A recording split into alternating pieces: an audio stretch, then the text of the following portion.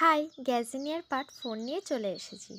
আজ বলবো প্রচুর পরিমাণে ফুল পেতে কি লিকুইড ফার্টিলাইজার ইউজ করবে। ফার্স্টেই বলবো সর্ষের খোল ভেজানো জল, তবে মাথায় রাখতে হবে এটা একমাত্র শীতকালে এবং এখন যেরকম ওয়েদার এরকম টাইমেই ব্যবহার করা যাবে। বর্ষাকালে কিংবা গরমকালে এটা ব্যবহার করা যাবে না। এর জন্য 100 গ্রাম সর্ষের খোলকে 1 লিটার জলে 1 সপ্তাহ ভিজিয়ে রাখতে হবে।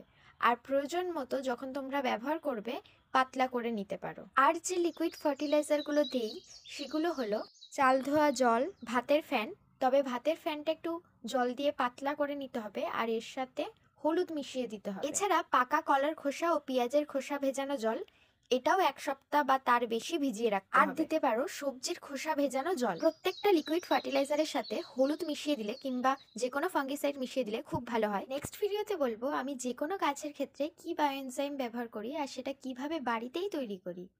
আজকে আসি, টাটা।